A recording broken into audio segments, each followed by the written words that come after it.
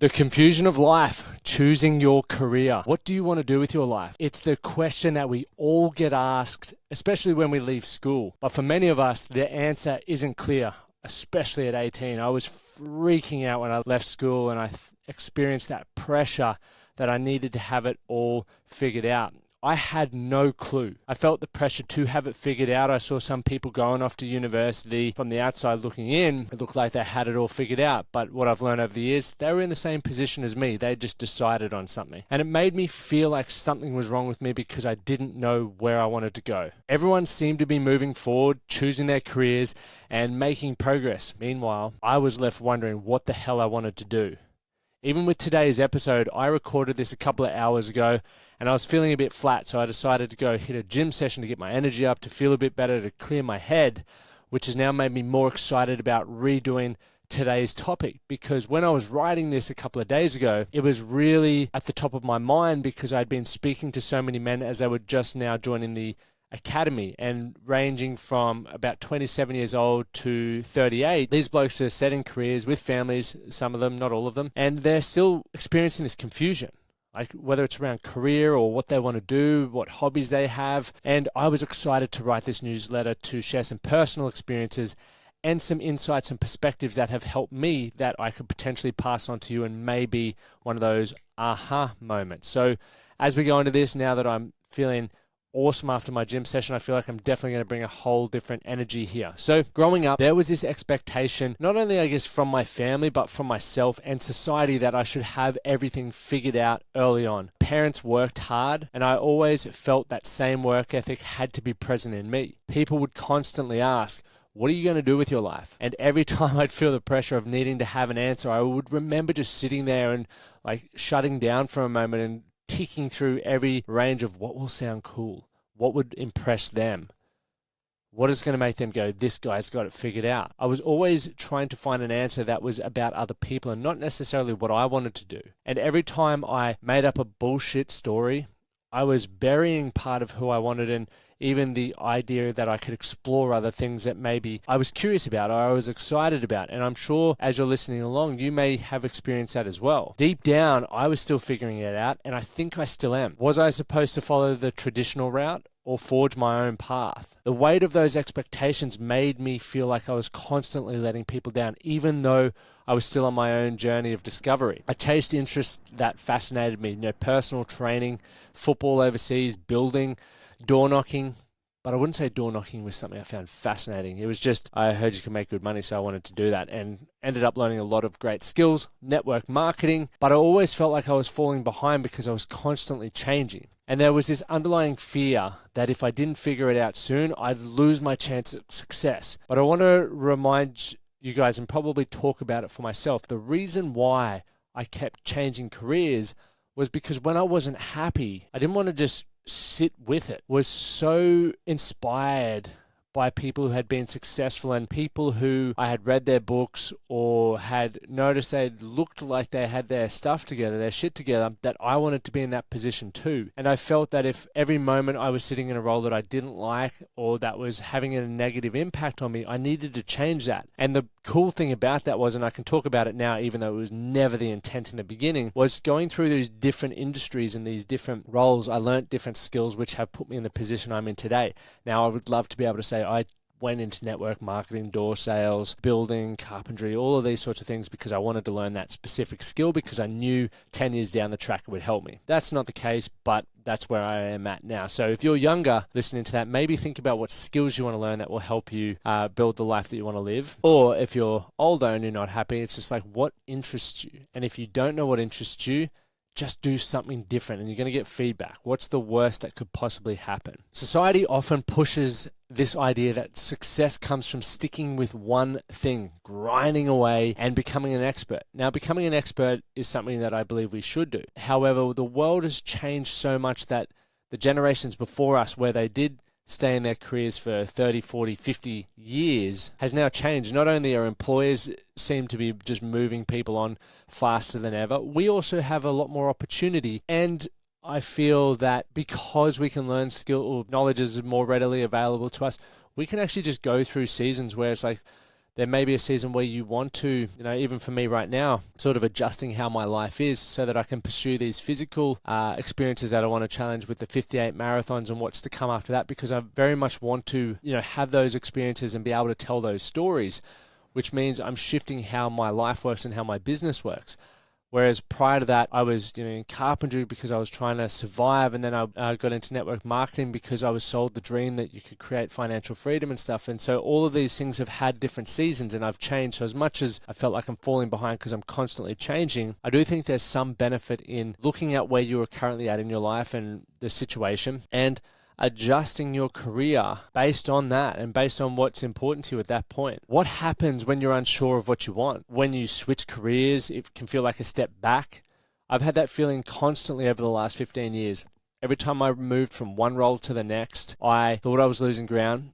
It wasn't just a career shift. It felt like I was losing my identity. The frustration of not knowing where I was headed hit hard, especially when I looked at my friends advancing in their careers, to the point where everyone was finishing university and I was still like scratching my head going, what on earth am I going to do? It impacted my confidence massively, my relationships, and even my mental health. I questioned myself constantly. Am I falling behind? Am I building something, or am I wasting time? I would still remember when we'd go for a steak with my mates who just finished university. Some of them were, going into law, work as lawyers. Some were, doing their extra stuff as doctors, or some had bricklaying businesses. And I would be sitting at the table and just listening to the challenges that they were having, or the excitement of moving into that next phase of their career. And I was still really doing odd jobs trying to figure it all out. That really hurt. I really felt like a fucking loser, to be honest, because I didn't know what I wanted. I guess hindsight's a great thing, where I now have a lot more experience than most people. And now that it's almost coming full circle, and I guess this is why potentially midlife crises may happen, because people sacrifice so many other experiences when they set themselves on one thing. Now, in some situations that works out really well for people, but I know there's a number of you listening to this who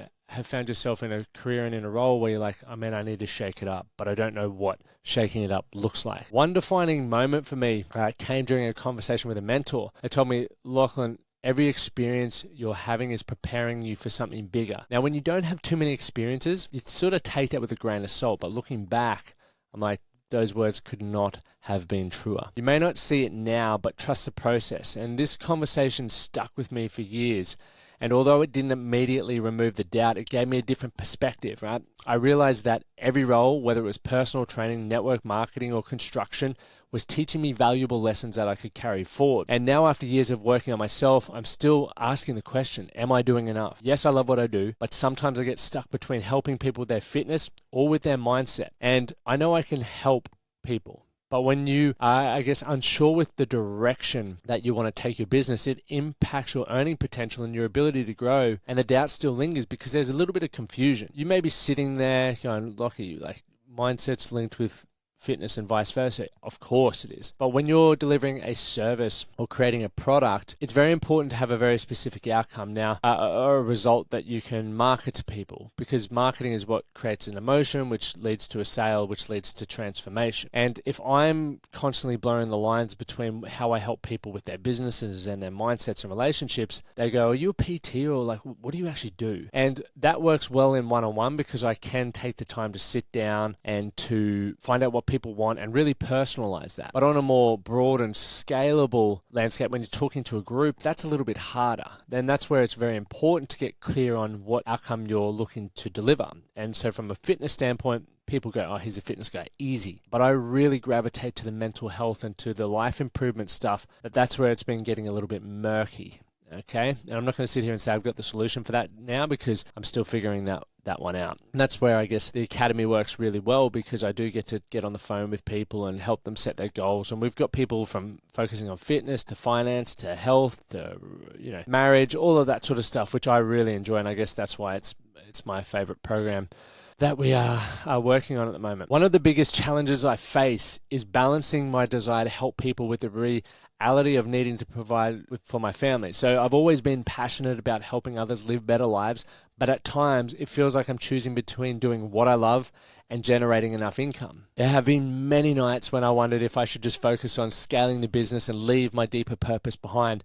But then I remind myself that purpose and profit don't have to be mutually exclusive. I just need to find the right approach, and that could take time. Thinking about starting a family with my wife has shifted my entire perspective. I no longer just think about what I want.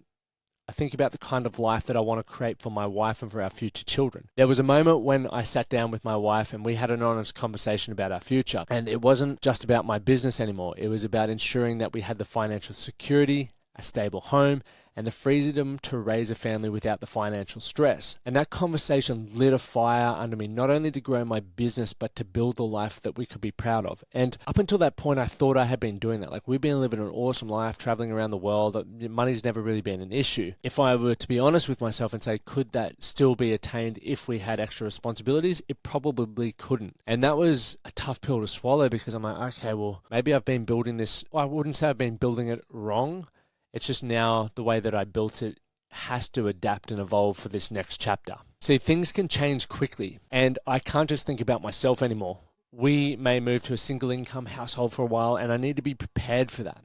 I need to be more consistent with my revenue streams, not just a cycle of selling and then serving, which is what we do in the academy when we open it up for a couple of weeks at the end of every quarter, and then we start a new quarterly intake, and then we, continue doing that. So it's almost like sell, serve, sell, serve, sell, serve. While my business offers flexibility, it's not to the level that I want or need for our future. So for the longest time, I resisted the idea of systems because I thought they would restrict my freedom. And it sounds stupid saying this, because I do have some systems and systems that serve a purpose to run the business, but there's not systems that I am not involved in. And so I've systemized the things that I'm involved in, not systemized the things that I'm not involved in, which means if I'm not there, they're not working. Now, is that a system? Maybe not, maybe not. But I've come to realize that systems are the only way to create a consistent result. I remember the stress of launching a program and realizing that I didn't have a steady stream of leads coming in, so it was hard to continue upselling and scaling the business and helping more people.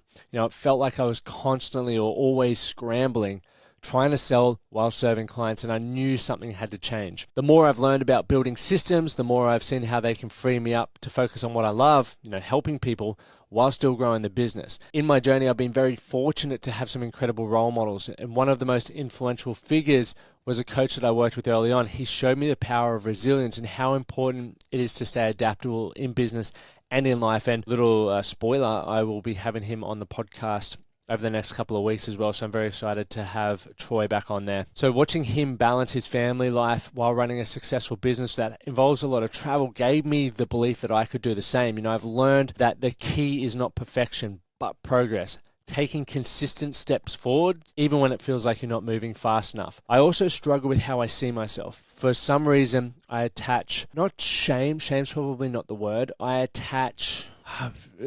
need to think about this a little bit more, because I had written shame here, and now that I'm reading it out, it's not the right word, but to be being the idea of personal trainers. Now, it's interesting. When I view personal trainers and I see the life, the results that they're doing for people, I'm blown away, and I feel like everyone should have a personal trainer. But there's something for me where I feel like if that's all I am, I haven't lived up to my potential. And I'm going to speak this out loud, because I definitely don't believe that. But I think for me, I have such a high expectation on it. And this is where I get confused. This is probably what brings the confusion, into what I was talking about earlier around shifting between personal training and then like life and business coaching, because I sometimes fall into the trap of feeling that if I'm working on people's business and families or life as a whole, that's a bigger problem to solve than just the fitness. But the fitness is such a key and core component that it needs to be addressed before any of the other stuff can be. So I'm going to not say that I feel shame. That's probably the wrong word.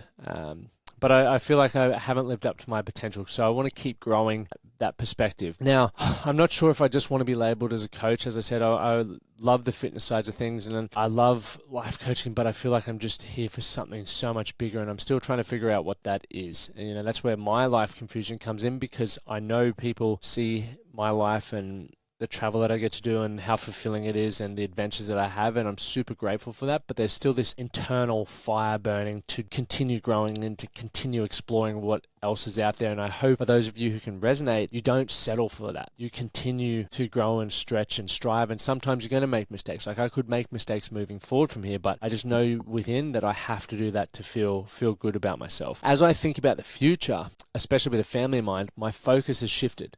My ideal business would bring in, X amount a year, mainly online.